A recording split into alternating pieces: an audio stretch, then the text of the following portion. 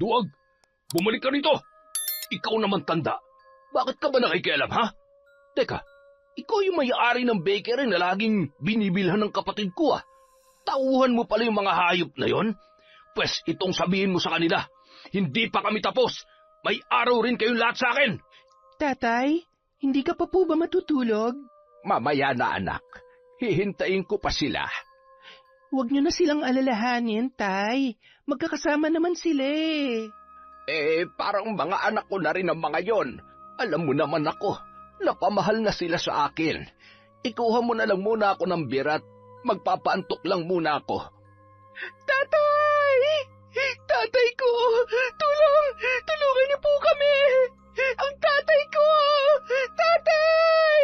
Tulong! Dugo! Tatang Jose! Tatang! Bumangon ka dyan! Magbabayad kayo, Makoy at Jobert. Alam ko na kayo may kagagawan nito. Huwag na kayo magmaang-maangan pa. Bakit niyo pinatay si tatay? Wala kayong utang na loob. Lahat ng kabutihan niya sa inyo, sinuklian niyo ng kasamaan. Pagbabayaran niyo lahat ng ito.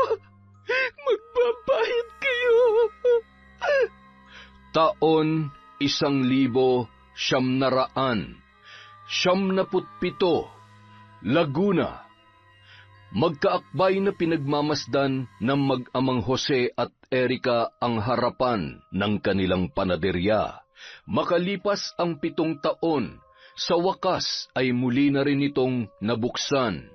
Salamat anak ha, dahil sa pagsusumikap mong makatapos ng pag-aaral ay nabuksang muli itong bakery natin. Tiyak na masayang-masaya nanay mo kung nasaan man siya ngayon. At malamang, proud na proud siya sa iyo, anak ko. Sayang tay, no? Hindi na naabutan ni nanay itong araw na to. Ang bakery na to ang dahilan kung bakit nakapag-enroll ako nun sa kolehiyo. At ako rin ang dahilan kung kaya nabaon tayo sa utang at tumaob ang panaderya nyo. Pero ngayon na may trabaho na ako sa bangko, babawi po ako sa inyo, tatay. Palalaguin nating muli ang negosyo ninyo. Negosyo natin, anak. Sa'yo kaya nanggaling ang puhunan yan. Hindi naman kalakihan ang panaderya ng mag-ama. Hindi rin ganoon karami ang mga nakadisplay na mga tinapay. Dahil mas nakapokus sila sa mga idine-deliver na mga tinapay sa iilang mga baryo sa kanilang probinsya.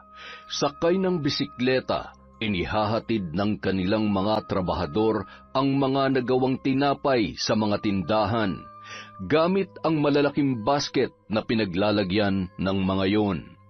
7 ang mga trabahador, 4 ang tagagawa at tagaluto, at 3 naman ang taga-deliver o ang siyang naglalako.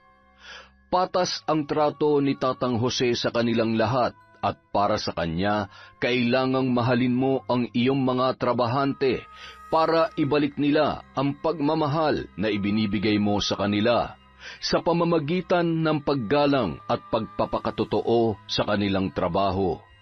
Mabait ang kanyang anak na si Erica, maganda, magalang at masayahing dalaga, puno ng pangarap para sa kanilang mag-ama. Makalipas ang 6 na buwan, marami na silang naging suki.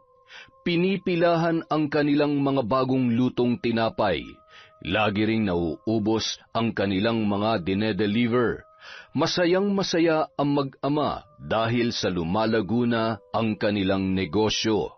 Nakagawian na nilang magsara kapag linggo para magkaroon ng oras sa pagsisimba, kaya Sabado pa lamang ay binibigay na nila ang sahod ng kanilang mga tauhan. Oy, Jobert, kaunti na lamang pala itong natira sa sahod mo. Abay, naubos na ka-CA mo. Hinay-hinay lang kasi sa pagyoyosi. Hindi yan maganda sa kalusugan. Hinahanap-hanap na kasi ng katawan ko, Tatang Jose. Kasya pa ba pambili ng shampoo at sabon niyang natira dyan? Oh, kasyang-kasya pa naman. Maliligo ka na ba, paring Jobert? Paano yan? Di ka na makakasama ngayon sa paggagala. Pang shampoo at sabon lang pala yung pera mo eh.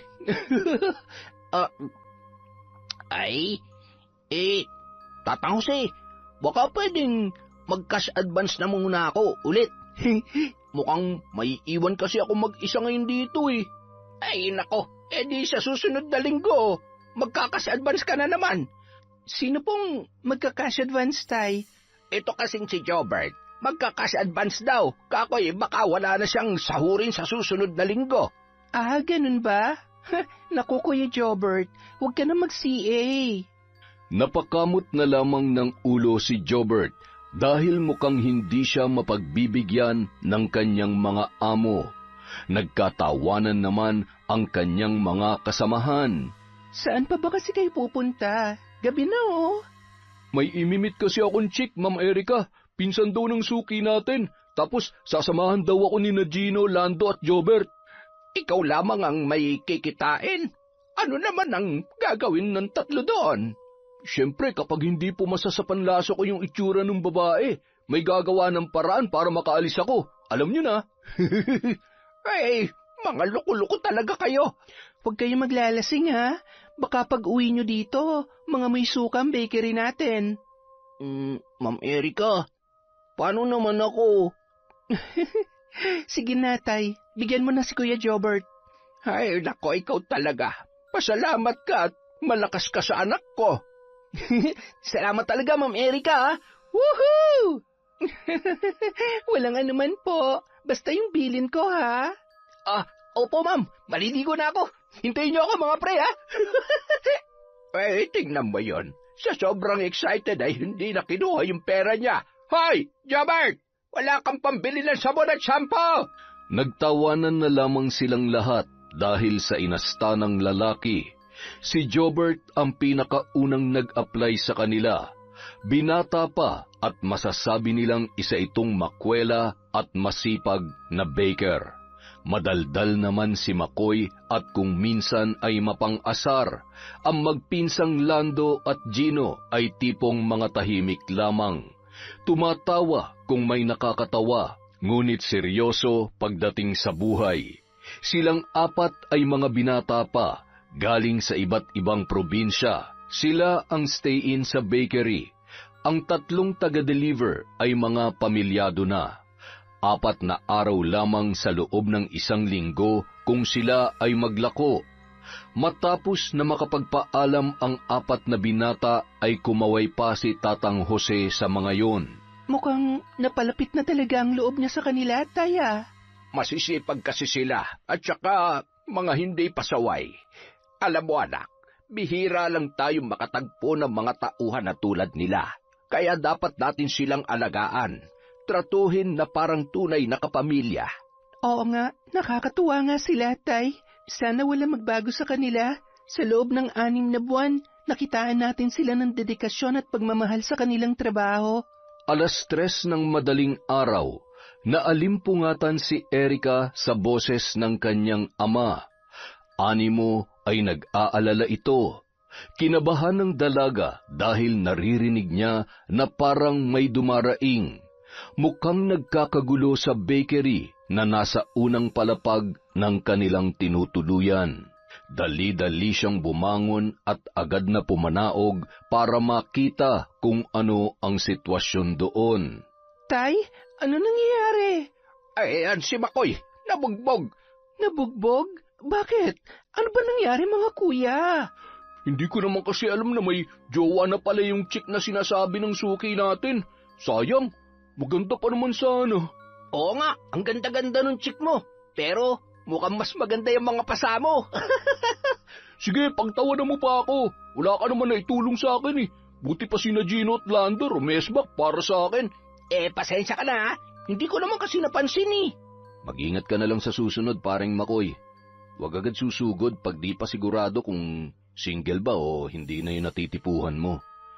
Buti na lang, ay takas ka agad namin. Baka kasi may mga kasamahan din yun. Kung nagkataon, malalagot tayo dun. Ang laki pa naman ng katawan nun. Diyos ko naman, ang laki ng black eye mo, Kuya Makoy. Alam niyo, mas maiging sumama kayo sa amin bukas. Magsisimba tayo. Hindi yung kung saan-saan kayo nagpupunta tapos pag uwi nyo dito ay may mga pasapasayang mukha ninyo. Hindi na po muna ako sasama, Tatang. Nakakaya naman kung may makakakita sa mukha ko. Kami po ni Lando sasama. Oo nga po, sasama kami sa inyo, Tatang. Sasamahan ko na lang si Makoy dito. Tapos, maghahanda din ako para sa pananghalian natin. Ay, siya, sige. Huwag na muna kayo maglalalabas at baka makita kayo nung mga nakaaway ninyo. Kinabukasan, pagkatapos ng misa, magkakasama sina Erika, Jose, Lando at Gino na nagpunta sa pamilihan. Bumili sila ng mga kailangan para sa bakery. Tulong-tulong sila sa pag-aayos ng mga yon sa likod ng kanilang sasakyan. Bago tuluyang umuwi, napadaan pa sila sa nagbebenta ng sorbetes. Tay, gusto niyo kumain ng ice cream? Ayun oh, may nagbebenta po. Oh, Gino, Lando, gusto nyo ba? Abay, syempre naman po. Sino ba naman ang tatanggi sa libre, Tatang Jose? Akmang bababa na si Gino para bumili nang may nakita siya na pamilyar na muka ng isang lalaki. Lando, siya yun, di ba? Ay, sino naman yun, Gino? Yung nakaaway po namin kagabi. Natatakot ka ba sa mokong na yan, Gino? Akin na nga yung pera. Ako nang bibili. Patay mali siya na tinungo ni Lando ang nagbebenta ng sorbetes. Subalit tila napansin naman siya ng lalaki. Kaagad na lumapit yon sa kanya. Samantala, sinundan ni Tatang Jose ng tingin si Lando. Natatanaw niya ang paglapit ng lalaki at ang mabilis nitong mga kilos para bigyan ng malakas na suntok ang binata. Buisit na lalaking yan. Makakatikim talaga siya sa akin. Dito ka lamang, Gino. Ako na ang bahala.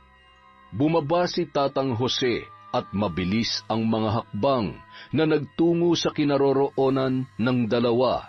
Sandali! Sandali! Ano bang kaguluhan dito? Bigla na lang nanugod tong lalaking to, Tatang eh. Huwag ka nga magmaang-maangan. Alam kong nakikilala mo ako. Kagabi lang nakita tayo, hindi ba? Akmang susugurin pa sana ng lalaki si Lando nang biglang pumagitna si Tatang Jose. Teka lang muna. Pwede naman natin itong pag-usapan. Ano bang kasalanan nitong si Lando? Bakit bigla mo na lamang sinugod? Wala ka na doon, tanda. Umalis ka dyan kung ayaw mo masaktan. Anong sabi mo? Igala mo si Tatang Jose, hayop ka! Tama na, Lando. Ako nang bahala rito. Sumakay ka na doon sa sasakyan. Duwag! Bumalik ka dito! At ikaw naman, tanda. Bakit ka ba nakikialam, ha? Teka, ikaw yung may-ari ng bakery na laging binibilhan ng kapatid ko, ah. Tauhan mo pala yung mga hayop na yon. Pas itong sabihin mo sa kanila, hindi pa kami tapos. May araw rin kayong lahat sa akin. Galit na tumalikod ang lalaki. Sinadya pang banggain ang balikat ni Tatang Jose. Tay, ayos lang kayo? Ay, oo naman, anak. Mabuti na lamang at hindi na bumaba si Gino. Nakinig din sa akin si Lando kaya hindi na lumaki pa ang gulo. Tayo na. Umuwi na tayo. Naghihintay na sina Jobert at Makoy sa atin. Tanghali na, oh. Isang araw, biglang nagpaalam sina Lando at Gino kay Tatang Jose na uuwi muna sa kanilang probinsya. Nakatanggap kasi ang dalawa ng sulat mula sa kanilang mahal na lola. Biglaan naman yata. Sabay pa kayo. Pasensya na ho, Tatang Jose. Kailangan ho talaga kasi kami doon. Hindi naman namin matanggihan ng lola. Baka po magtampo yun. Kung gano'n ay sige. Sino ba naman ako para hadlangan ang kaligayahan ng lola ninyo? Kailan kaya kayo naman makakabalik? Babalik din kami kaagad pagkatapos ng kaarawan ni lola, Tatang. Mga 2 linggo lang kami pansamantalang mawawala dito. Kumuha na lang siguro tayo ng extra para sa 2 linggo, Tay. Mahihirapan sina Kuya Makoy at Jobert pag silang 2 lang. Oo, anak.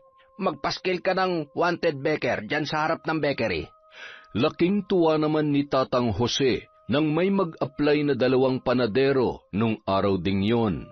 Stay out ang dalawa at napag-alaman niya na nakatira sa boarding house. Maayos naman ang takbo ng kanilang pagtatrabaho.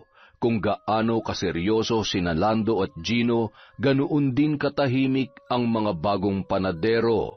Bilang lang kung magsalita, hindi masyadong nakikipagbiruan at kapag kinakausap ni Makoy at Jobert, parang lagi yung umiiwas.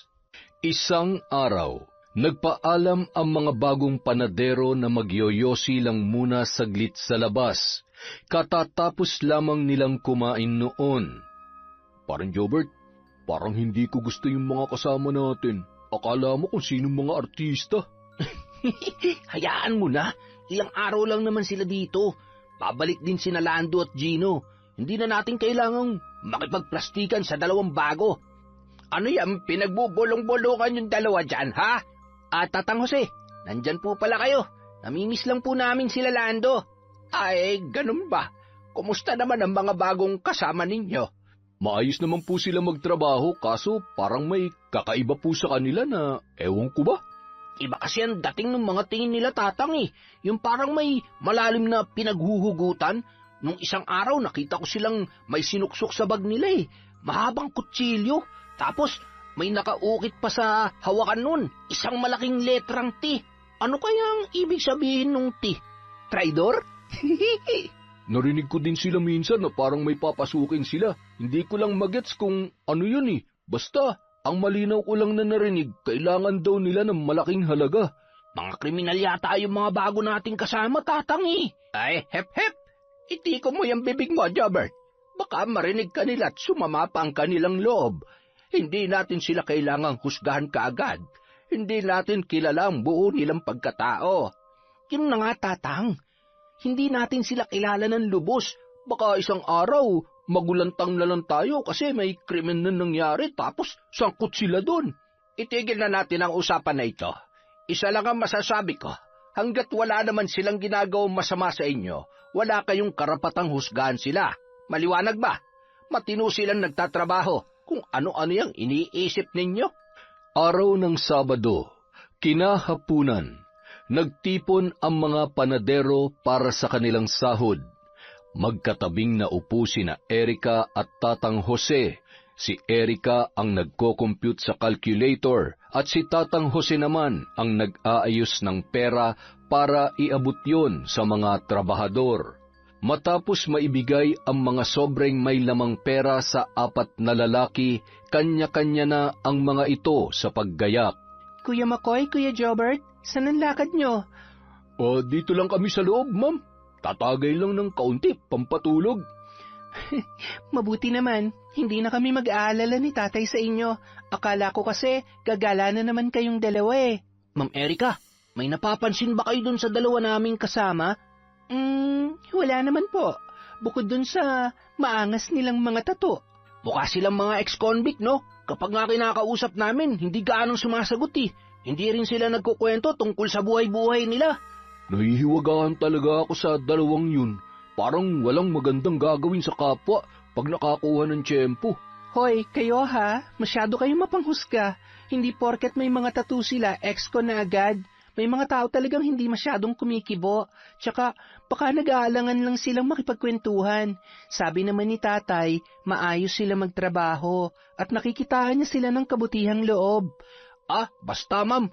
Hindi talaga ako kampante sa presensya nila. Sana nga, dumating na sina Lando at Gino para mawala na yung dalawa rito. Napapailing na lang si Erika dahil sa mga pinagsasasabi ng dalawa. Iniwan niya ang mga yon na magsimula ng mag-inuman. Si Tatang Jose naman, sinamahan ang dalawa. Nasa kalagitnaan na sila ng pagtagay nang biglang may tumawag mula sa labas. Nang tingnan nila yon, kumakaway na binati sila ng magandang gabi ni Lando at Gino. Akala ko ba sa susunod na linggo pa ang balik ninyo? Parang hindi nyo pa kami gusto makita ngayon, Tatang Jose Ay, hindi naman sa ganon. Halika kayo, pasok. Napaaga po ang balik namin kasi namimiss na namin ang mga harina at paggawa ng tinapay. Akala ko kami na namimiss ninyo. Sayang, nagtatagay pa naman kami ngayon. Tagay? Aba, sakto palang timing ng pagbalik natin dito.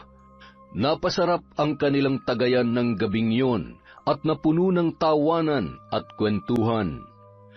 Araw ng Lunes na magsimulang muli ang trabaho.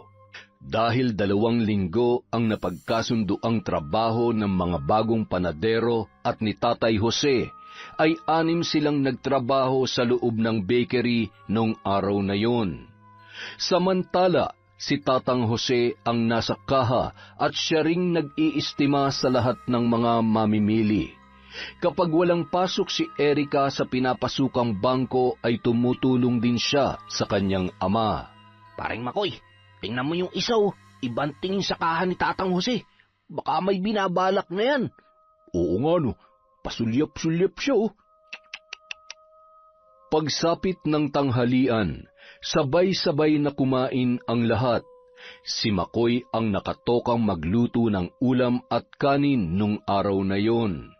Habang magana silang kumakain, biglang nakuha ang kanilang pansin na magsalita ang isang panadero.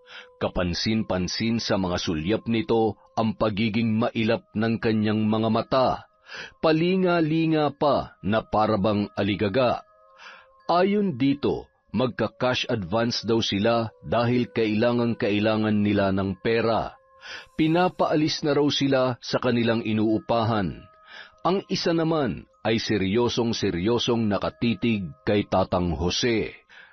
Ayos lamang naman sa akin. Ang kaso ay kailangan ko munang ipagbigay alam yan kay Erica, sa aking anak. Alam nyo kasi, kahit sa akin nakapangalan ng bakery na ito, ay kay Erica pa rin ang puhunan. Ayos lang ba kung hintayin na muna natin siya? Mamayang gabi pa ang uwi niya. Medyo dismayado pa ang dalawa nang marinig ang sagot ng kanilang amo. Pero kalaunan ay tumango naman ang mga ito saka ngumiti.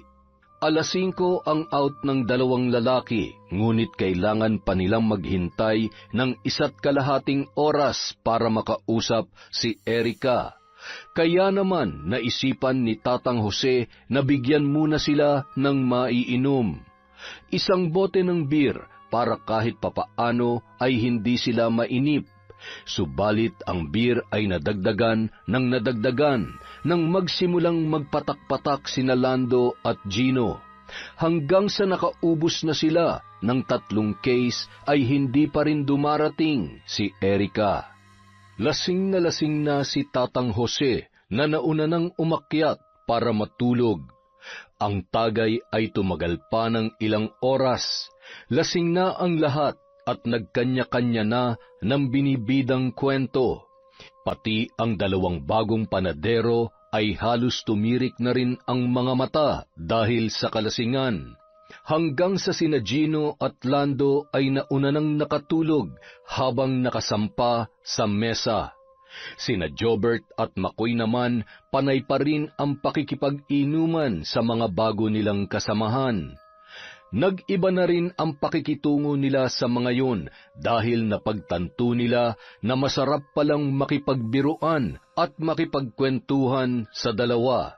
Lasing na sila hanggang sa nagkasayawan na at nang mapagod ay nagkanya-kanya na sa pagtulog. Madaling araw na nang makauwi si Erica. Galing sa birthday party ng isang kaibigan. Alam niyang hindi na siya hinintay ng ama dahil nakapagpaalam naman siya rito na malelate siya ng uwi nung araw na yon.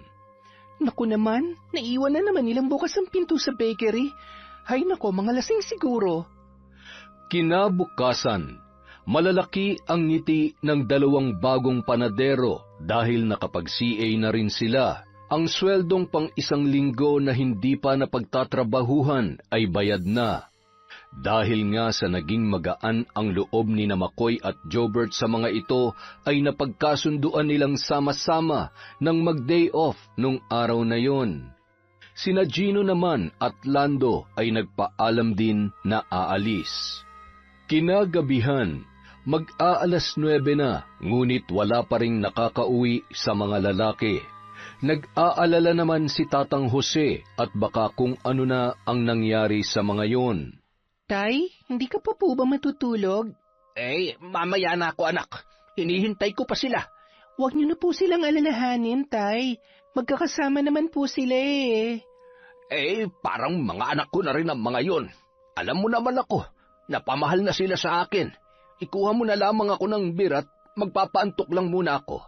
Kumuha naman ng malamig na serbesa si Erica sa loob ng refrigerator at iniabot niya yon sa kanyang ama. Heto na po, mauuna na rin akong umakyat, tay, ha? Maaga pa po kasi ako bukas. Ay, sige anak. Good night. Good night po, tay. Makalipas ang 2 oras, lasing na si Tatang Jose, samantala wala pa rin ang kanyang mga trabahante. Umiikot na ang paningin ko ah.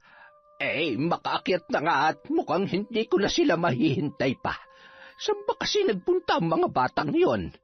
Pasuray-suray na umakyat ang matanda, nakalimutan niya ng ilak ang pintuan. Pagkatapat niya sa kanyang silid ay natumba yun. Natawa pa siya sa kanyang sarili nang siya ay bumangon. Ganito yata talaga kapag tumatanda na. Humihina na mga buto-buto. Ay, tinamaan talaga ako sa beer na ininom ko ah. Dahan-dahan niyang binuksan ang pinto ng silid at kinapa ang switch ng ilaw. Akmang pipindutin niya na sana yon para pailawin nang biglang may sumakal sa kanya mula sa likuran. Nagpumiglas naman ang matanda, kahit lasing ay nakuha niya pa ring manlaban. Mahilig siya sa martial arts noong kabataan, kaya madali lang sa kanya na maitumba ang kung sino mang mangangahas.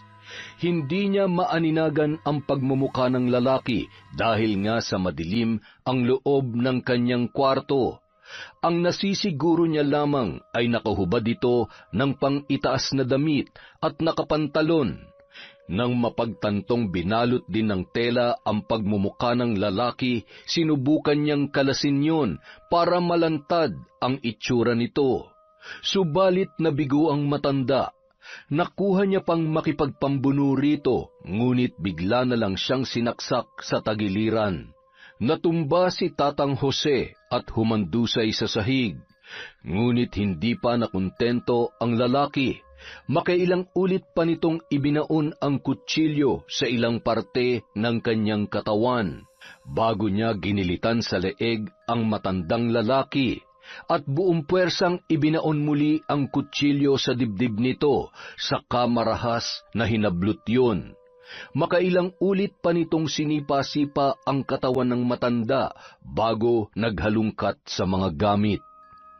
Samantala, may isang lalaki naman na naghahalughog sa loob ng bakery. Mabilis ang mga kilos nito at nang makuha ang hinahanap, kaagad yun na nagtungo sa itaas. Nakasalubong niya ang kasamahang may bitbit na bag. Alam niyang ang laman noon ay pera.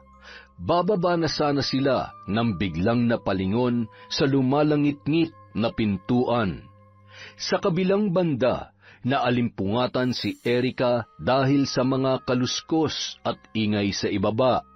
Sa pag-aakalang nakauwi na ang mga trabahador ng bakery, ay nagbukas siya ng pinto para puntahan ng ama at ipaalala sa mga yon na ilak ang pintuan ng bakery. Akala niya kasi nasa ibaba pa ang kanyang tatay. Akmang bababa na sana siya nang biglang may marahas na humablot sa kanyang braso. Dala ng gulat ay hindi siya nakagalaw at kinaladkad siya nito. Sino ka? Bitiwan mo ako! Ano pa? Huminto sa pagkaladkad ang lalaki at sinikmuraan si Erica. Impit naman siyang napadaing dahil sa sakit na natamo. Kahit madilim ang paligid, naaninagan pa rin ni Erica ang dulo ng matalas na kutsilyo na hawak ng lalaki. Mayroong likido na tumutulo doon. Nanlaki ang kanyang mga mata nang pinalandas nito sa kanyang muka ang dulo ng kutsilyo. Dumikit sa kanyang balat ang likido at naamoy niya ang sariwang dugo na tumutulo doon. Subukan mong sumigaw para maibaon ko to sa lalamunan mo. Hindi niya kilala ang boses ng lalaki. Anong kailangan mo? Pera. Maraming pera. Ibibigay ko ang lahat ng perang nandito sa loob. Pakiusap. Huwag mo akong sasaktan. Nakikiusap ako, maawa ka. Marahas na itinulak ng lalaki si Erika. Akala niya magiging maayos na ang lahat. Subalit nanlaki na lamang ang kanyang mga mata nang may isang bulto pa ang lumapit sa kanya at itinali ang kanyang mga kamay. Nagpumiglas ang babae, subalit wala siyang nagawa. Hindi niya nakikilala kung sino ang dalawang humihimas-himas sa kanyang pisngi at dahan-dahang gumapang ang mga kamay nito sa kanyang dibdib. Maawa kayo. Huwag. Nakikiusap ako. Huwag. Nagulat na lamang siya nang bigla siyang sampalin ng isang lalaki.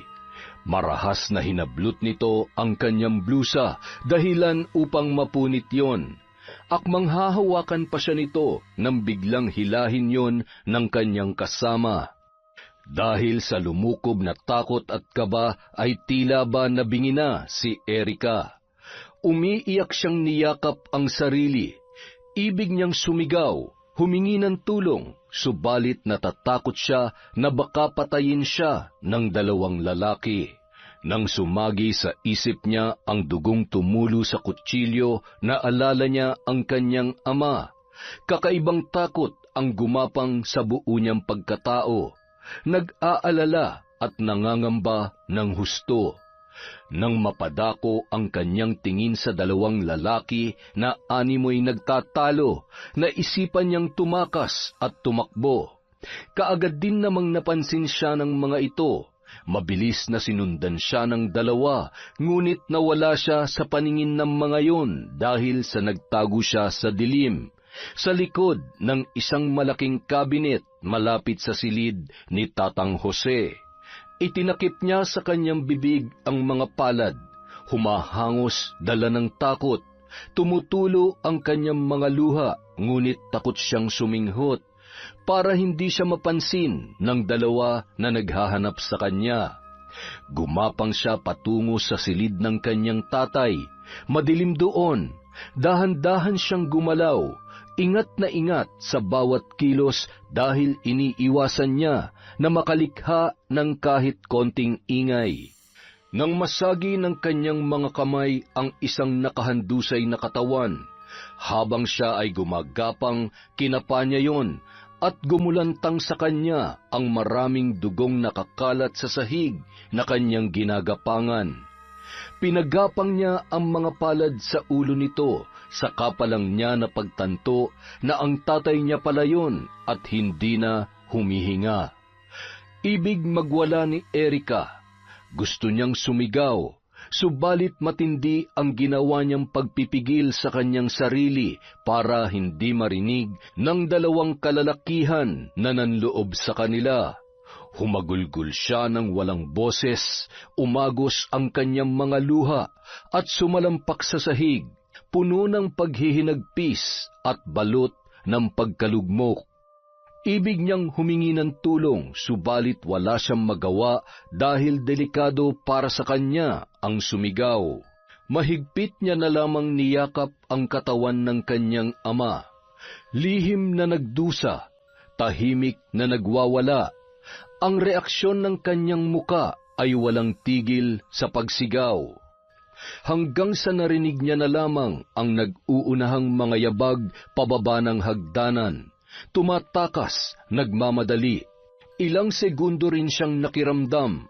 Nang masiguro na wala na ang mga naglilikha ng kaluskos, dahan-dahan niyang sinara ang pinto ng silid ng kanyang tatay at inilak yon.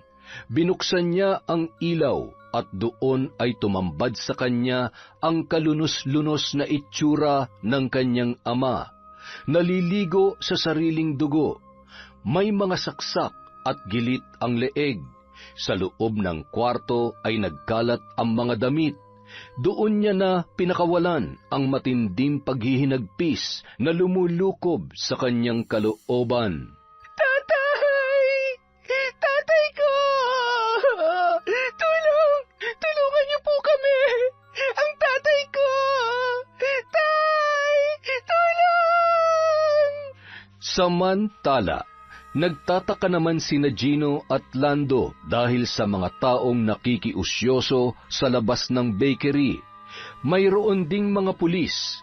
Nagmamadali silang lumusot sa mga nagkukumpulan at nagpapalitan ng haka-hakang mga kapitbahay. Kaagad silang pumasok sa loob at nagulat pagkakita kay Erica. May bahid ng dugo ang suot nitong damit. Umiiyak habang kinakausap ng mga pulis. Ma'am Erica, ano po nangyari? Kuya Gino, wala na si tatay. Pinatay siya. Kuya Lando, wala nang mahal ninyong amo. Iniwan niya na tayo. Diyos ko, sinong gumawa nito sa kanya, Ma'am Erica? Hindi ko sila nakilala, pero nasisiguro kong mga lalaki sila. Dalawa lang ang napansin ko. Hindi rin ako sigurado kung may mga kasama pa sila. Tinangay nila ang perang pinaghirapan ni tatay. Wala akong nagawa. Nasaan si Tatang? Nasa taas. Nasa kwarto niya. Bumaling naman kaagad si Erica sa mga pulis na nagtatanong sa kanya para mag-imbestiga. Mabilis ang kilos ng dalawang lalaki. Pinuntahan ang pinakamamahal nilang amo. Nang masilayan nila ang kalunos-lunos na nangyari dito, hindi nila mapigilan ang mapaluha. Masakit na masakit para sa kanilang dalawa ang nangyari sa matanda. Itinuring na kasi nila yon bilang parang tunay na ama. Ramdam nila ang pagtitiwala nito sa kanila, ang pagmamahal at pag-aalala sa tuwing may kinasasangkutan silang problema. Tang, nagbibiro lang kayo, di ba? Hindi to totoo, di ba? Bumangon ka dyan. Bangon na. Sana hindi na lang kami umalis. Hindi sana to nangyari sa inyo, Tatang Jose. Matapos na masilip ang bangkay ng matanda, pinuntahan nila muli si Erica na humahagulhol pa rin. Nais nilang protektahan ang dalaga. Ayaw nilang iparamdam dito na nag-iisa lamang siya. Ma'am, ano po ba talaga nangyari? Ikinuwento ni Erica ang lahat ng kanyang mga nasaksihan. Siguro nanlaban si Tatang kaya pinatay siya ng mga kawatan. Alam niyo naman ang tatay. Hindi yan basta-basta nagpapatalo. Kaso, baka nalasing siya. Uminom kasi sila habang naghihintay. Hindi pa rin pala nakauwi sina Jobert at Makoy.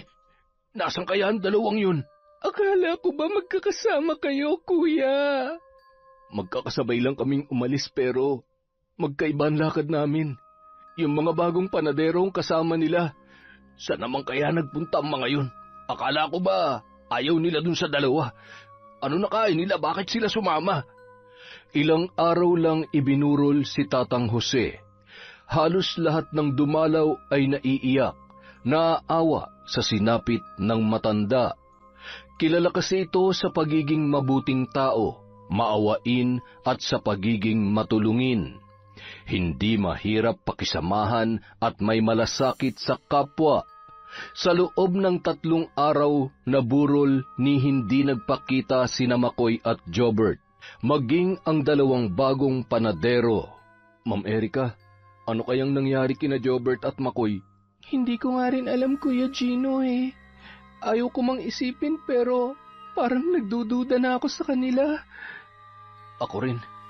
Kasama sila ng mga suspect ko. Kung wala silang kasalanan, dapat nagpakita na sila. Wala tayong ebidensya. Baka ayaw lang nilang masali sa investigasyon. Ayaw nila ng gulo, ganon.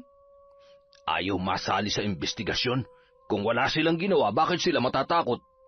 Saka kung sila man yung nanloob, makikilala ko sana ang boses nila. Nakausap ko kasi yung isa. Ang nakapagtataka lang, bakit naging kadikit nila yung mga bagong panadero? Di ba nasabi nila sa atin na Hindi nila gusto ang presensya ng dalawang yon kasi nga parang may masamang binabalak. Tama. Teka, di ba lagi may daladalang kutsilyo yung isa dun sa dalawa? Naikwento sa akin ni paring Makoy yun eh. Kutsilyo? Sandali. Mukhang ang kutsilyong tinutukoy ni paring Makoy ay yung kutsilyong naiwan ng mga nanloob sa hagdanan. Hindi nga lang nakitaan ng fingerprints kasi mukhang nakaglabs ang humawak nun. Tama, yun nga. May letter T na nakaukit sa mismong hawakan ng kutsilyo. Biglang kumabog ang dibdib ni Erica. Naiwan ng mga kawatan ang kutsilyong ginamit sa pagpatay sa kanyang ama. Kung totoong sila man, pagbabayaran nilang ginawa nila sa tatay ko. Hindi ako papayag na hindi sila managot. Nasa likod mo lang kami, Ma'am Erica. Kailangan maipaalam ka agad ito sa mga otoridad. Hindi ako makakapayag na malaya silang nagsasaya samantalang naagrabyado nila ang tatay ko. Hindi iniwan ng dalawang lalaki si Erica. Kapatid na ang turing nila dito at ang gusto rin ng dalaga ay ipagpatuloy ang pag-operate ng panaderya. Yun na lang kasi ang tanging naiwan ng kanyang mga magulang na kailangan niyang buhayin. Sa patuloy na pagdaan ng mga araw, hindi pa rin nakukuha ni Erica ang hustisya para sa kanyang pinaslang na ama. Naging abala na rin siya sa mga importanteng nilalakad, kaya parang hindi na sila gaanong nakakapagkwentuhan ni Gino at Lando sa tuwing araw ng linggo. Ma'am Erica, wala pa rin po bang balita kung nahanap na yung apat?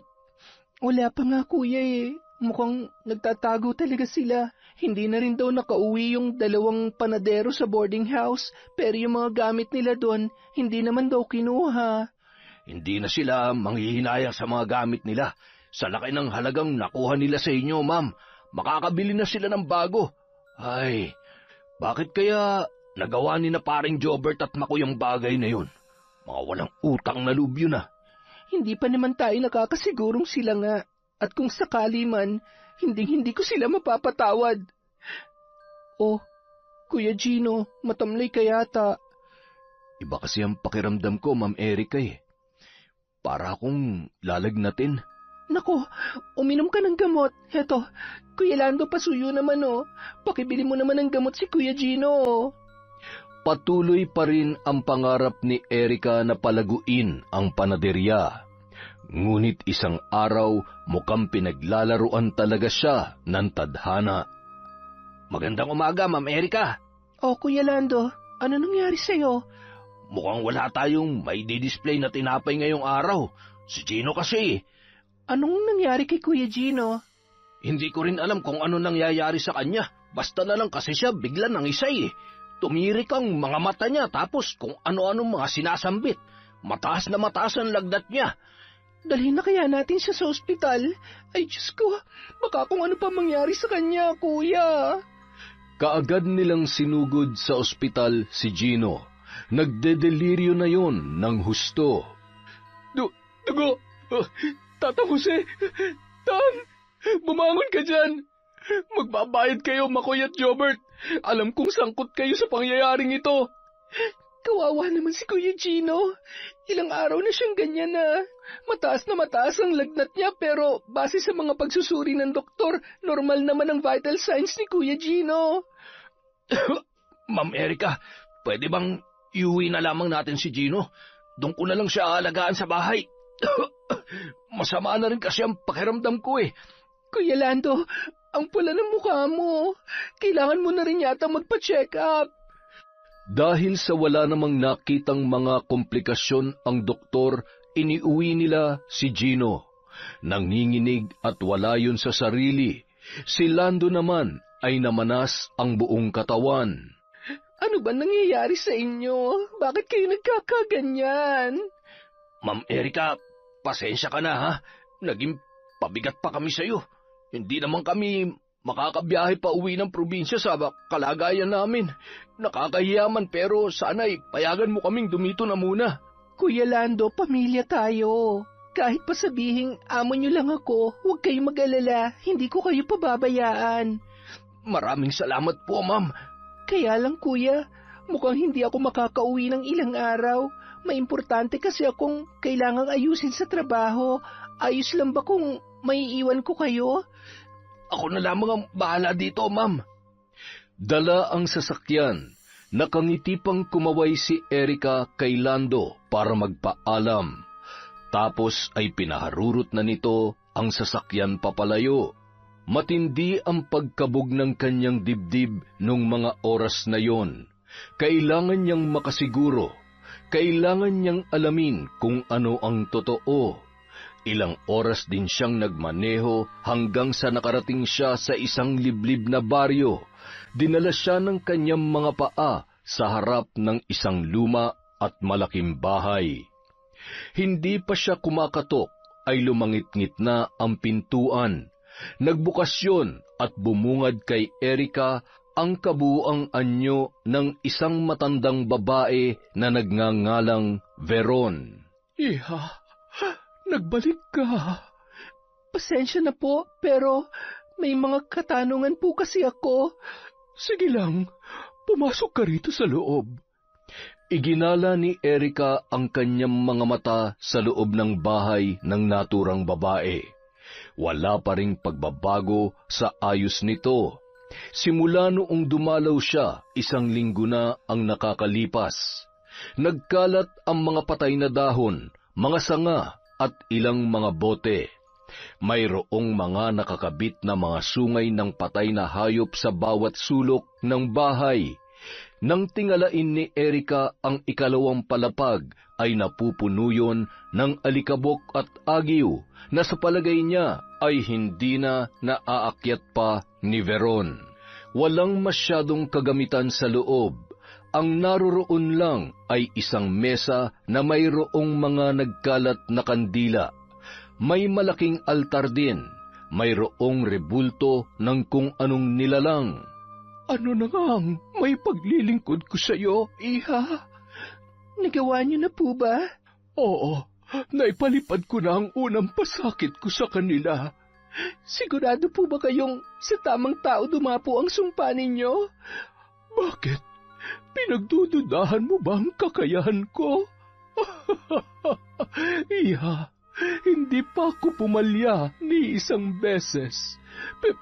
Pero, nag-aalinlangan ka ba? Pwede naman nating bawiin ang barang sa mga taong yon.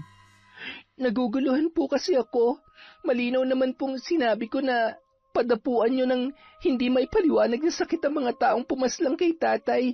Kaya lang ay, bakit sina Kuya Gino at Lando ang nagkasakit? Hindi ko po maintindihan. Nagkataon lang ba talaga o sila nga may kasalanan? Pero bakit po? Isa lang ang ibig sabihin niyan, iha. Kailangan mong masiguro kung ano ang totoo, hindi ba? Ano kaya kung ituro ko sa iyo ang mga nalalaman ko, pero sa isang kondisyon? Talaga po? Handa kayong sanayin ako sa pambabarang? Sige po, anong kondisyon ang hihilingin niyo? Ang kakayahan ko ay hindi basta-basta natututunan. Ito'y pinagsusumikapan.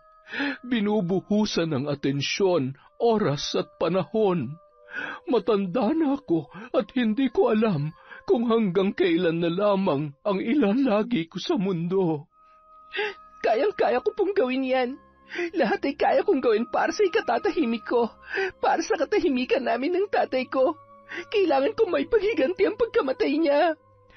Kahit pa ang kapalit ay ang iyong trabaho. Hindi lang basta oras ang bibilangin natin para lubusan mong matutunan ang kakayahan ko. Maaaring linggo, buwan, o hindi kaya ay umabot ng taon. Depende sa taglay mong determinasyong matuto, iha. Walang pag-aalinlangan na pumayag si Erika sa suhestyon ni Veron.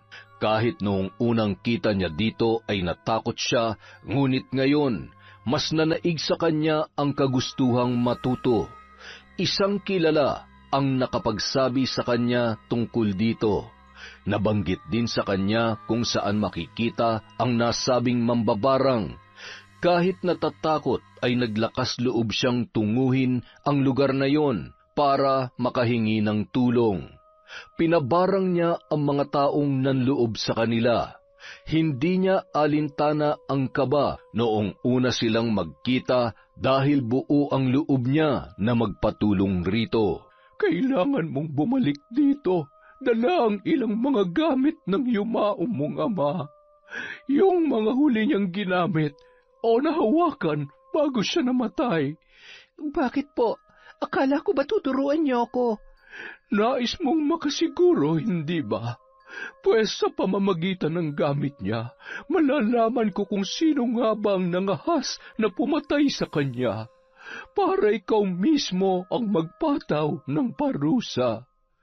Nang araw ding yun, umuwi si Erika. Pagdating niya sa bahay, sinilip niya ang dalawang lalaki. Nakahiga ang mga ito, hindi pa rin nawawala ang kanilang nararamdaman. Kung kayo man na may kagagawan nun, dila niyo lang ang walang latay. Lintik lang ang walang ganti. Napansin naman siya ni Lando. Ma'am Erika? May kukunin lang ako, Kuya Lando. Kumusta naman kayong dalawa dito? Eto, medyo hirap pa rin akong gumalaw, pero kahit papano ay nagagawa ko namang makapagluto at makapagwalis-walis. Si Gino naman, hindi na gaanong nanginginig. Alagaan niyo po ang sarili niyo, ha? Baka kasi matagalan pa bago ako makabalik. Huwag niyong kalimutang uminom ng gamot. Kayo na munang bahala dito sa bahay. Ma'am Erika, salamat po sa pag-intindi sa amin. Walang anuman, Kuya Gino. Magpagaling po kayo. Sa pagbalik ni Erika sa tahanan ni Veron, dala niya na ang tsinelas ng kanyang ama. Suot-suot yon ng matanda nang matagpuan niyang tadtad yon ng saksak. Mamayang hating gabi, kung saan sisilay ang kabilugan ng buwan, malalaman mo na kung sinong nangahas na patayin ang iyong tatay, iha. Pagsapit ng hating gabi, seryosong inilatag ni Veron ang mga kagamitan niya sa pagsasagawa ng ritual. Isang ritual kung saan maglalakbay ang kanyang diwa sa huling mga sandali ng buhay ni Tatang Jose. Sinimulan niya ang pagbanggit ng mga katagang may malalim na kahulugan. Hindi yon naiintindihan ni Erika, subalit naghahatid yon ng kilabot sa buo niyang katawan. May ibinulong-bulong din si Veron sa tsinelas bago inilapag yon sa ibabaw ng mesa, ngunit hindi niya yon binibitiwan. Habang nakapikit ang mga mata, isinasalaysay ni Veron ang mga naganap noong gabing yon, mula sa pag-inom ng matanda hanggang sa pagpatay rito, pati na ang ginawa ng mga lalaki kay Erika. Nagtalo silang dalawa. Hindi nagustuhan ng isa ang balak ng isa na pagsamantalahan ka. Sa pagtatago mo, napagtanto nilang oras ang kanilang kalaban. Kailangan nilang makalayo, makatakas. Mabilis ang kanilang mga kilos na nilisan ng ikalawang palapag. Iha, kilala mo sila. Pilit lang na iniba ang boses ng isa para hindi mo makilala. Mga panadero ng inyong panaderya. Diyos ko, mga walang hiya, mga walang utang na loob. Sino po sa kanila? Gusto mong makita? Hawakan mo ako at makikilala mo sila. Kaagad na pinahid ni Erika ang mga luha at mabilis na humawak sa mga nakalahad na palad ng matandang si Veron. Kusang pumikit ang kanyang mga mata matapos na maglapat ang kanilang mga balat. Animoy inihehele siya hanggang sa nagising na lamang si Erika sa loob ng mga pangyayari na sisindak sa kanya. Dalawang lalaki ang pababa ng hagdanan, nag-uunahan at nagtatalo, hanggang sa natapat sa liwanag na nagmumula sa ilaw na nasa loob ng bakery. Tumambad ang kanilang kabuuan. Napaiyak na lamang si Erika nang makilala ang dalawa. Gino, Lando, kayong pumatay sa tatay ko. Sinusumpa ko. 7 beses niyong dadanasin ang sakit na naramdaman ni tatay bago siya namatay. Ako mismo ang papatay sa inyo. Magbabayad kayo, mga animal! Samantala, napapadaing naman si Gino dahil sa nararamdamang init na gumagapang sa loob ng kanyang katawan. Lando, ikuha mo naman ako ng tubig, oh. Uhaw na uhaw ako. Nauuhaw? Kakaubos mo nga lang ng 3 litrong malamig na tubig, ah. Uhaw ka pa rin? Nauuhaw pa ako, eh. Huwag ka na lang magreklamo. Walang iya ka naman, oh. Alam mo namang nahihirapan ako maglakad dahil sa namamaga ang mga pako. Tingnan mo nga ako. Hindi ka ba naaawa sa akin? Tapos kung makautos ka, akala mo kung sino? Awa? Kailan pa ba tayo naawa? Magaling lang tayo magdrama, pero alam mo namang wala tayong awa. Tumigil ka nga riyan. Baka may makarinig pa sa'yo. Sige na, ikuha mo na ako ng tubig. Alam mo namang natutumba ako pag pinipilit kong tumayo, eh. Kinabukasan, paggising ni Gino, napansin niyang parang may taong nagmamasid sa kanya. Pilit siyang bumangon at tinawag si Lando, ngunit walang Landong sumagot at nagpakita. Nasaan na bang lintik na yun? Lando! Lando! Alalayan mo naman ako, maliligo ako. Parang pinapaso ang buong katawan ko, eh. Ilang segundong naghintay si Gino. Nang walang makuhang sagot, dahan-dahan siyang bumangon kahit nanginginig. Nang siya ay makatayo, kaagad din siyang natumba. Buwisit na buhay to. Pakonti-konti siyang gumapang para hanapin si Lando, hanggang sa nakalabas na siya sa kanilang tinutulugan. Nagtungo siya sa munti nilang kusina at doon ay nakita niya ang kanyang kaibigan. Ano ba? Kanina pa kita tinatawag, ah. Bingi ka ba? Nakaupo lamang si Lando, walang imik, nakatulala at mukhang malalim ang iniisip. Lando, ano ba? Pinubwisit mo ba talaga ako? Pilit na binilisan ni Gino ang paggapang hanggang sa napatapat na siya sa kinauupuan ni Lando. Akmang tatapikin niya na sana yun nang makita niya ang naglalakihang mga paa nito. Lando, bakit lumobo ng ganyang kalaki ang mga paa mo? Maging ang 2 mong kamay, halos triple na ang laki. Kinakarma na yata tayo, Gino. Pinaparusahan na yata tayo ni Tatang. Umiiyak ka ba? Baliw, paano niya tayo mapaparusahan? Wala pang patay na bumangon mula sa hukay. Paano mo ipapaliwanag tong mga sakit na nagpapahirap sa atin? Alam mo bang sobrang sakit ng mga paa at mga braso ko? Nararamdaman kong may mga nag-uunahang gumagalaw sa loob. Mabigat at hindi na rin ako nakakalakad. Tulad mo, gumapang lang din ako papunta rito. Sira, normal lang na sakit yan. Gagaan din ang pakiramdam natin. Makikita mo. Tatang Jose, patawad, Tang. May dahilan kami kaya namin nagawa ang bagay na yon. Wala naman kami balak na patayin ka, eh. Kaso, naipit na si Gino. Tumahimik ka nga. Isarado mo yung bunganga mo kung ayaw mong pati ikaw, itapusin ko. Samantala, unti-unti nang natutunan ni Erika ang mga simpleng galaw at ritual ng pambabarang. Nabibigkas na rin niya ng maayos ang mga orasyon na itinuro ni Veron. Magaling, Iha. Alam kong madali ka lamang matututo. Sa ngayon ay yan na muna ang kailangan mong sanayin ng gusto para mas maramdaman nila ang pasakit mo. Walang kasing sakit ang ginawa nila sa akin. Pamilya ang turing namin sa kanila. Tapos itong igaganti ng mga hayop na yon. Pues, kung gusto nila ng drama, ibibigay ko sa kanila ang madramang tagpong hinding-hindi nila makakalimutan. Makalipas ang 1 linggo, Nagbalik na si Erica sa kanyang bahay. Hindi siya nagpapahalata sa dalawa. Kung ano ang trato niya sa mga yun noon, ay ganun pa rin ang pagtrato niya ngayon.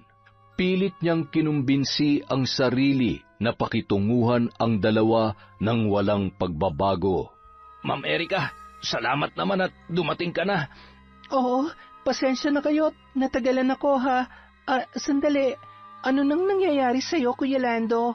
Bakit ganyan kalaki ang mga kamay at paa mo? Si Kuya Gino, kumusta? Ma'am, nakikiusap po kami. Kailangan na naming magpunta ng ospital. Ay, sige ho, dadalhin ko kayo para naman malaman natin kung ano ang lunas sa mga sakit ninyo. Matalim ang mga titig ni Erica sa dalawa na ipinagmamaneho niya pa ng sasakyan. Lihim siyang napapangisi dahil sa nakikitang paghihirap ng dalawa. Ang mabuti pa'y umidlip muna kayo, mga kuya. Bumulong-bulong si Erica sa hangin hanggang sa unti-unti nang nakatulog ang dalawa. Ngayon niyo matitikman ang pait ng aking paghihiganti hanggang sa makatulog kayo patungo sa walang hanggang kadiliman.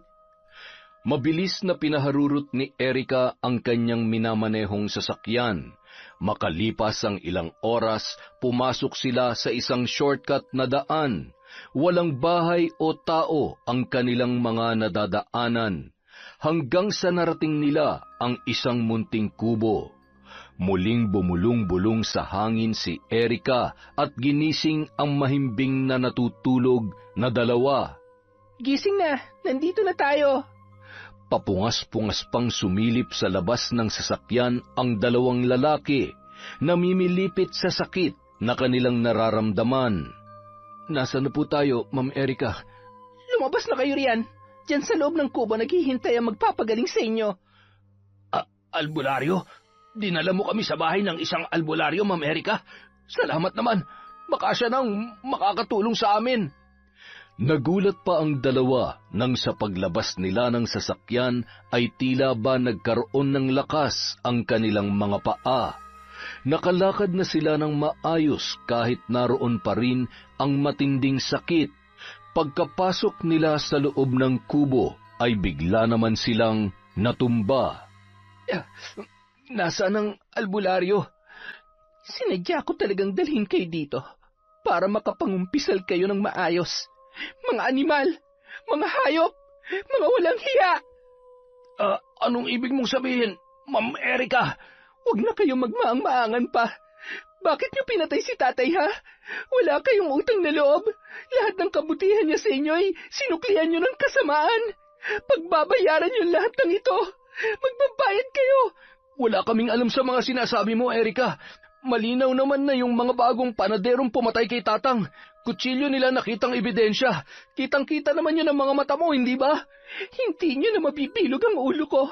Sabihin niyo na ang totoo kung bakit niyo pinatay ang tatay ko. Ang galing niyo rin, ano? Napaikot niyo ako sa mga kamay niyo para hindi ako maghinala sa inyo. Mga walang utang na loob. Wala kaming dapat aminin. Wala kaming kasalanan. Nahihibang ka na, Erica.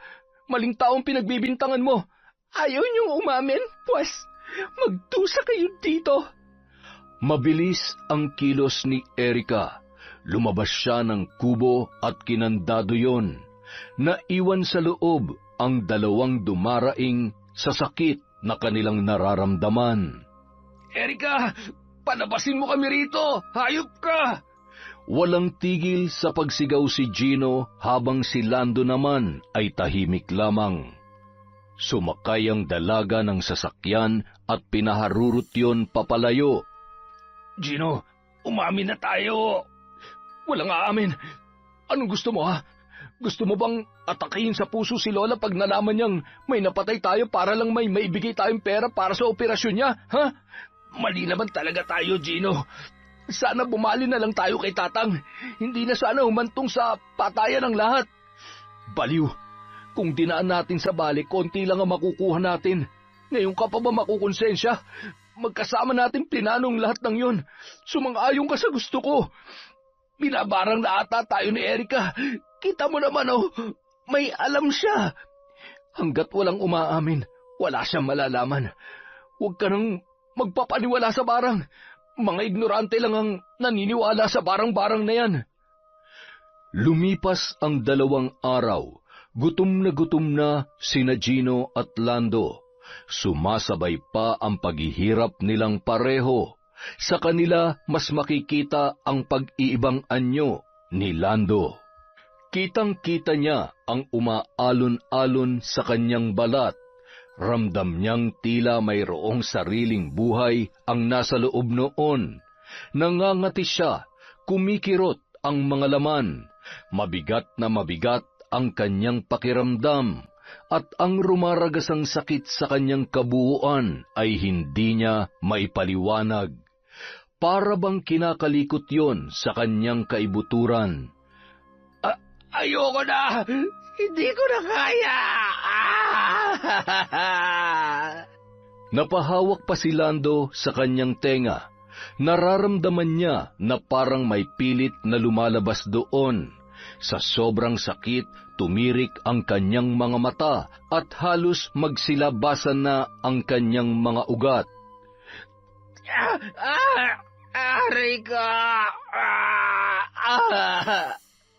Sa kabilang sulok naman, nangingisay si Gino. May mga putik na ring lumalabas sa kanyang bibig. Walang tigil na halos ikamatay niya na ang paghihirap. Hanggang sa ang mga putik ay napalitan ng malalapot na dugo.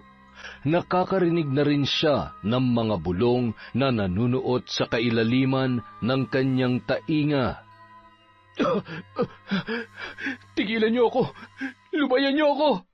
Napapatakip na rin siya sa kanyang tenga dahil pakiramdam niya ay sumisidhi ang kirot sa mga bulong na kumakalikot doon. Tumahimik kayo! Tigil! Tumigil na kayo! Ilang sandali pa, muling bumalik si Erica sa kanila. Ayaw niyo pa rin bang umamin? O baka naman gusto niyo pang lumalim ang barang sa loob ng katawan ninyo? Biglang umihip ang napakalamig na hangin sa loob ng kubo. Naghatid yon ng kakaibang kilabot sa 2 lalaki na pilit binabangon ang kanilang mga sarili. Ma'am Erica, magsasalita na ako. Ayoko na. Hirap na ako. Gusto ko na makalaya sa sumpang ito. Sinalaysay ni Lando ang lahat-lahat kay Erica habang yon ay umiiyak. Ma'am Erica, wala sa plano namin patayin si Tatang. Pera lang talagang kailangan namin. Pampaopera sa kamag-anak namin na may sakit sa puso. Tinanggap namin kayo. Minahal na parang tunay na pamilya. Bakit nyo kami nagawang pagnakawan? Wala na kami maisip na iba pang paraan para makakuha ng malaki-laking halaga. Pero pinagsisisihan ko lahat ng yon. Nakikiusap ako, Ma'am Erica. Patawarin mo ko. Pangako, ako mismo ang susuko sa mga pulis. Hindi. Walang kapatawaran ang ginawa ninyo. Hindi ko kayo mapapatawad. Alam mo, Erica, kung nakakagalaw lang ako na maayos ngayon, pinagsasaksak na rin kita para sumunod ka na sa walang kwenta mong ama. Ganon? Ikaw ang sumaksak kay Tatang? Siya ang sumaksak at muntik nang gumahasa sa'yo, Erica. Ayokong gawin niya yun sa'yo dahil wala naman sa usapan namin yun eh. Pera lang talaga ang pakay namin. Matagal ko nang gustong paslangin ng tatay mo. Naiinis ako sa kanya. Nasusuklam. Plinano ko talagang saksakin siya at halayin ka. Kaso nga lang, nakialam pa yung baliw na Landong yan. Anong sabi mo? Akala ko ba naaawa ka kay Tatang? Sabi mo, wala ka nang magawa dahil nanlaban siya, kaya napatay mo siya. Ulul, kinamumuhian ko matandang yun noon pa man. Nangako ako sa sarili ko na ako mismo ang papatay sa kanya dahil siyang dahilan kung bakit nagpakamatay si Tatay Lando. Dahil sa tatay mo, Erica, kaya nawalan kami ng padre de pamilya. Plinano ko ang lahat. Nag-apply kami ni Lando sa bakery ninyo at kinuha ang loob ng ama mo. Nang sa ganun, makuha ko ang hustisyang inaasam-asam ko. Anong ibig mong sabihin? Bakit mo sinisisi ang tatay ko sa pagkawala ng tatay mo? Isa siyang mabuting tao. Naaalala mo pa ba? O baka hindi na. Kasi wala naman kayong pakialam nun sa mga tauhan nyo. Ang tatay ko ang master baker ng panaderian nyo noon. Kaso bigla kayo nagsara. Tumao ba negosyo ninyo dahilan upang mauwi si tatay sa probinsya? Baon na baon sa pagkakautang dahil hindi kayo nagbayad sa ilang taong pagtatrabaho niya sa inyo. Oo, pinapasweldo nyo nga sila kaso hindi nyo ibinigay ang perang dapat na ibayad nyo sa loob ng ilang taong paninilbihan niya sa inyo. Alam yan ng tatay mo dahil siya mismo may-ari ng bakery. Nagbingi-bingihan si Tatang Jose kahit na ilang beses nang nakiusap si tatay. Nalugmok ang tatay ko sa probinsya namin hanggang sa nawala sa sariling katinuan na humantong sa kanyang pagpapatiwakal. Ngayon mo sabihin, mabuting tao ang tatay mo, Erika. Hindi na nakapagsalita pa ang dalaga. Naaalala niya ang kanilang master baker. Ilang beses niyang nakitang nakiusap yun sa kanyang ama. Ang kaso, gipit na gipit din sila at baon din sila sa pagkakautang. Pero hindi sapat na dahilan yon para patayin mo si Tatang. Sapat na sapat, Erika. Tatay ko nawala. Dapat lang na maranasan din ni Tatang Jose ang sakit na naramdaman at paghihirap na naramdaman ng tatay ko noon. Ma'am Erika, labas na ako sa paghihiganti ni Gino. Oo, magpinsan kami pero wala akong alam sa mga plano niyang yan. Pakiusap, itigil mo ng pagpapasakit sa akin. Ngayon din ay kusa ako isusuko ang sarili ko sa mga kapulisan. Baliw ka talaga, Lando. Napakahina ng kokote mo. Sa ginagawa mo niyan, tiyak mabubulok ka sa kulungan. Mas mabuti na mabulok sa bilangguan kesa sunugin sa impyernong kaluluwa ko. Oo, mahina ang kokote ko. Napakatanga ko dahil naging sunod-sunuran ako sa'yo. Mabuti nang mamatay ako dito kaysa makulong. Erika, siguruhin mo lang na may papakulong mo ko dahil kung hindi, babalikan kita.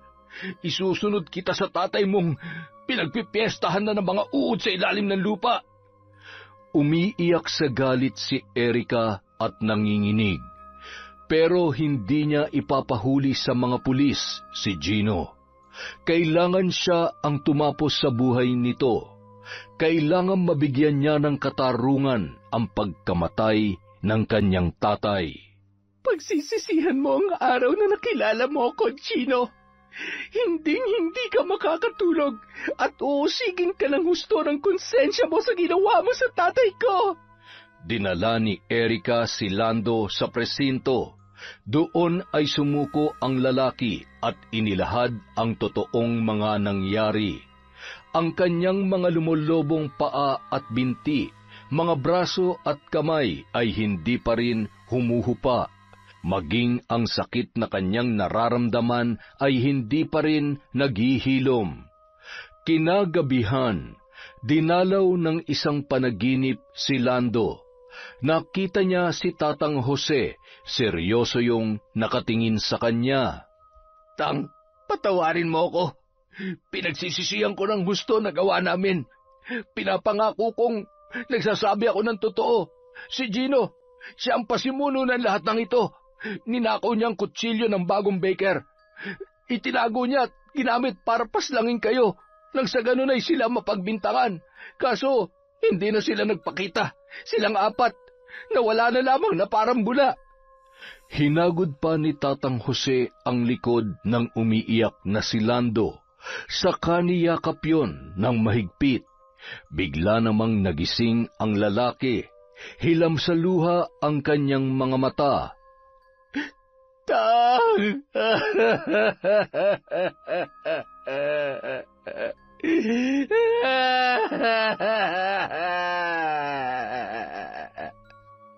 Sa loob ng ilang araw na pamamalagi ni Lando sa kulungan, hirap pa rin siya sa kanyang kalagayan.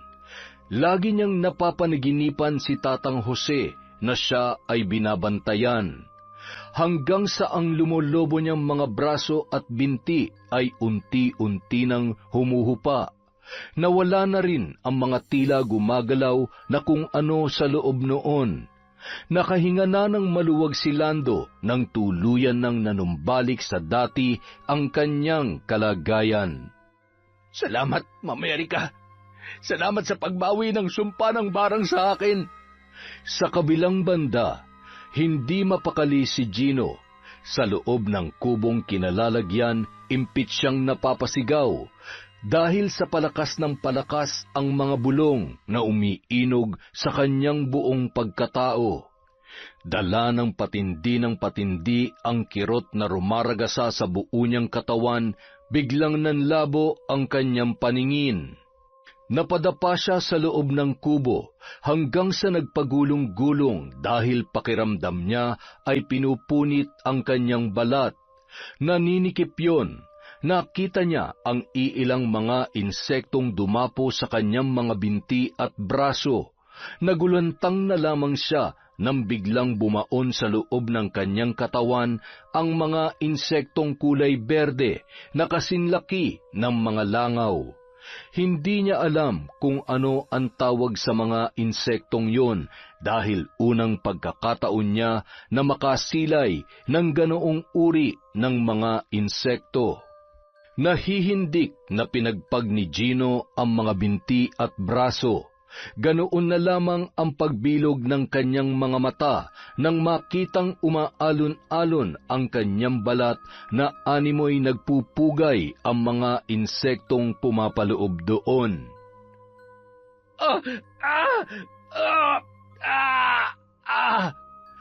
Ang nanlalabo niyang mga mata ay tuluyan ng napapikit at tuluyan ng nagdilim ang buong paligid.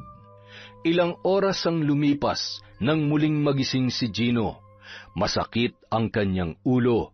Nasapo niya yon, subalit nagulantang na lamang siya nang maramdaman ang lagkit ng kanyang balat.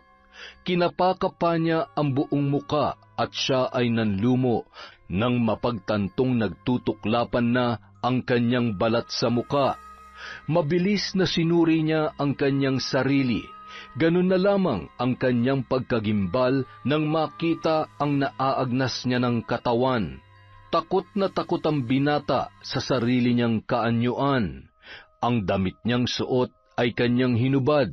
Nakakaramdam siya ng sakit sa bawat pagkilos at paggalaw. Nang mahubad na ang kanyang damit, napapaiyak na lamang siya na itinapon yun. Nakadikit pa ron ang kanyang mga natuklap na balat at ang katas ng mga yon. Naamoy niya ang kanyang sarili at nasuka na lamang siya sa nakakasulasok na amoy na lumulukob sa kanya. Patayin mo na lamang ako, Erika. Hinding-hindi ako hihingi ng tawad sa iyo. Pagsapit ng dilim, patihayang humiga si Gino. Hinihintay niya na lang ang kanyang katapusan. Sa bawat pagsidhi ng kirot, napapadaing at napapahiyaw ang lalaki, hanggang sa naramdaman na lamang niya ang paggalaw ng mga insekto sa loob ng kanyang katawan. Nakakakiliti, subalit mas nananaig ang sakit. Ilang sandali pa, bigla siyang nakakita ng itim na usok. Lumipad yon palapit sa kanya hanggang sa lumukob yon sa kanyang katawan. Malakas siyang napasigaw, parang hinihiwa ang bawat himaymay ng kanyang kalamnan.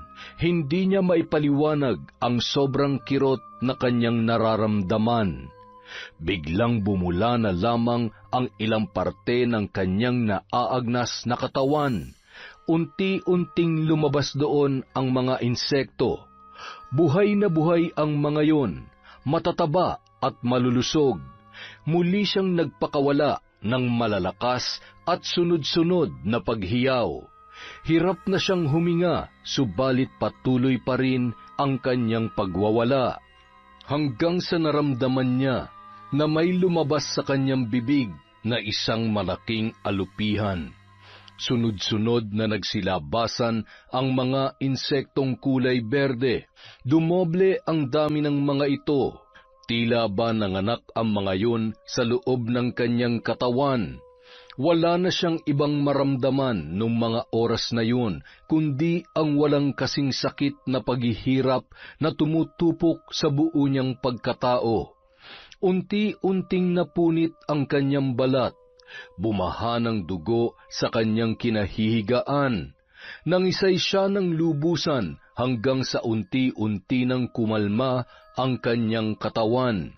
Nagsiliparan ang mga insekto, tila nagbubunyi, dahil sa wakas ay naisakatuparan na ang kanilang misyon. Tumigil ang pangingisay ng binata. Hirap na siyang gumalaw. Ang tanging nagawa na lamang niya ay ang tumitig sa bubong. Nakanganga, mulat na mulat ang mga mata at tuluyan ng nalagutan ng hininga. Samantala, umiiyak na hinipan ni Erika ang mga nakasinding kandila. Nasa loob siya ng kanyang silid habang isinasagawa ang ritual ng barang para tapusin si Gino. Tapos na. Sapat na mga araw na pinagdusahan mo ang iyong mga kasalanan. Doon sa impyerno, lulunurin ka at tutupukin ka ng umaalab na apoy. Walang hanggan ang iyong pagdurusa doon. Magkakasunod na katok ang pumukaw sa kanyang pansin. Pagbukas ng pinto ay nasilayan niya ang kapulisan. Sinabi ng mga ito na natagpuan na nila ang bangkay ni Gino sa kubong pinagtataguan, ngunit wala ng buhay. Base sa investigasyong isinagawa ng mga pulis, nagpakamatay umano si Gino sa pamamagitan ng sapilitang pagpugto ng kanyang hininga.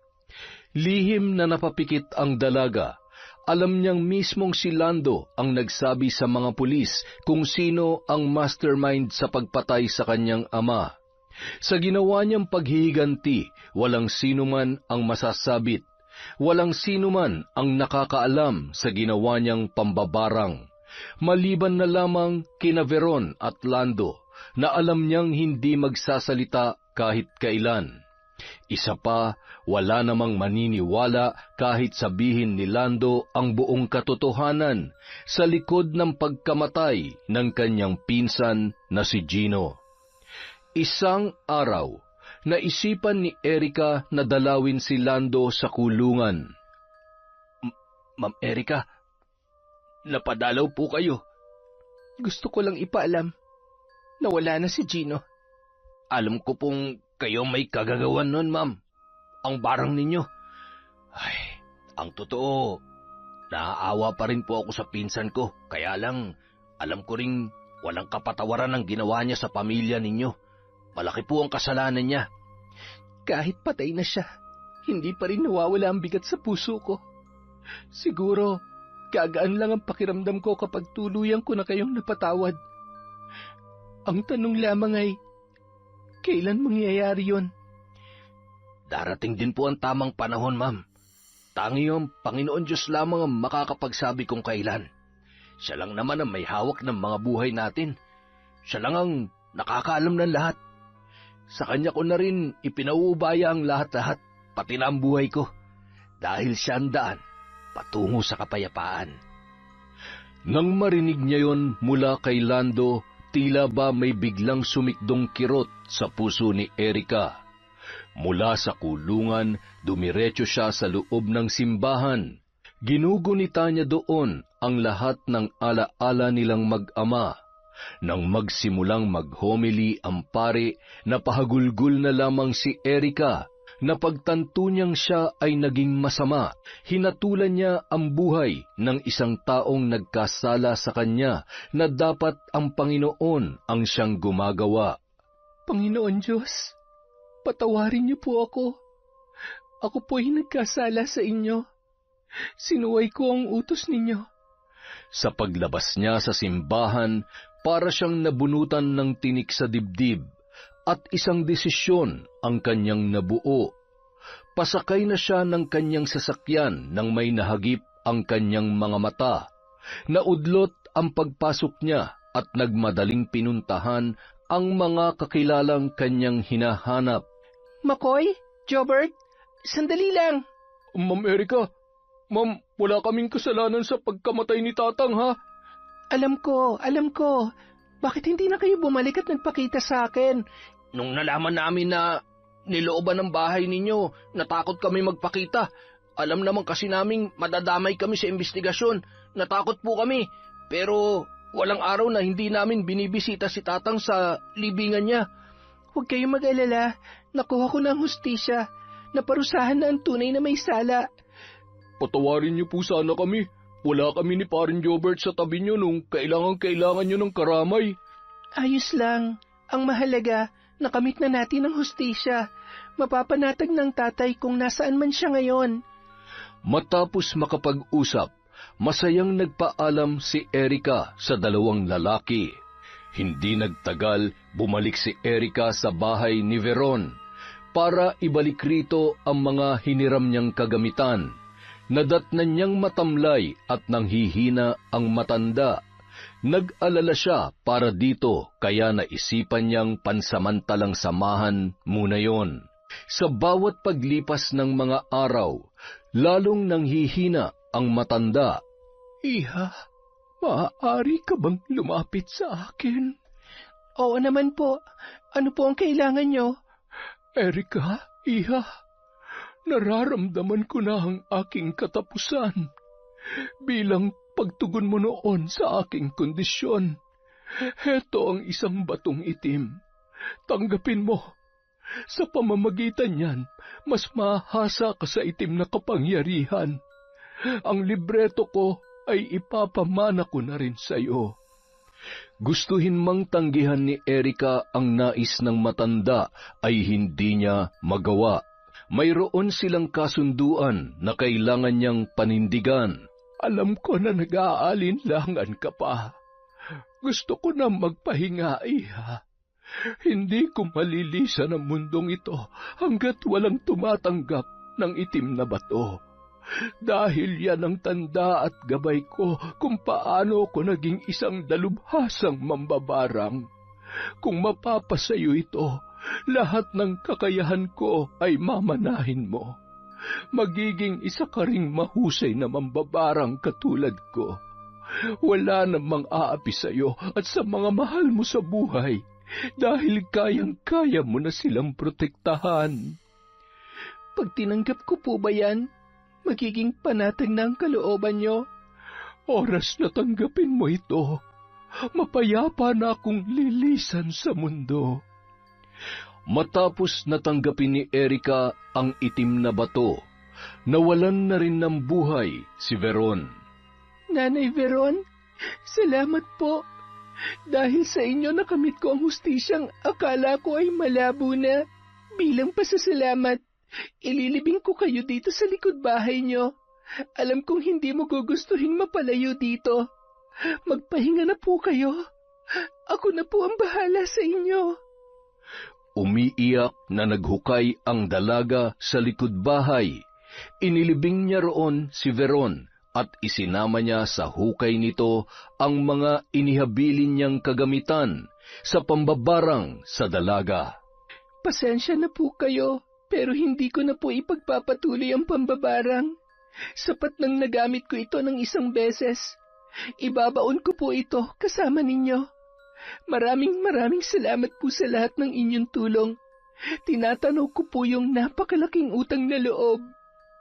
Biglang kumulimlim ang kalangitan. Kasabay noon ay ang pagkulog at pagkidlat. Hindi ko alam kung yan ba ang inyong tugon sa mga sinabi ko. Kung natutuwa ba kayo o hindi. Ang alam ko po ay mali na ipagpatuloy ko pa ang isang bagay na alam kong hindi makatarungan. Sana maintindihan niyo ako, Nanay Veron. Mabilis na tinabunan ng dalaga ang hukay. Nag-alay din siya ng dasal para sa matanda. Diyos nang bahala sa atin. Ipagpasa Diyos na lamang po natin ang lahat. Kasabay ng malakas na pagbuhos ng ulan ay ang pagdaloy ng masaganang luha mula sa mga mata ni Erika. Ibinuhos niya sa pag-iyak ang kanyang pagdadalamhati sa pagkawala ng matandang naging parte ng kanyang buhay. Nang humupa ang malakas na ulan, inayos ni Erika ang kanyang sarili. Nilisan niya na ang lugar na yon nang may ngiti sa kanyang mga labi. Yon! Isa na namang magandang kwento. Maraming salamat po, sa inyong pakikinig sa Kwentong Enteng. Sa susunod na po ulit tayo, magsha-shoutout. Wala pong tampuhan. Maraming salamat po ulit mula sa Kwentong Enteng.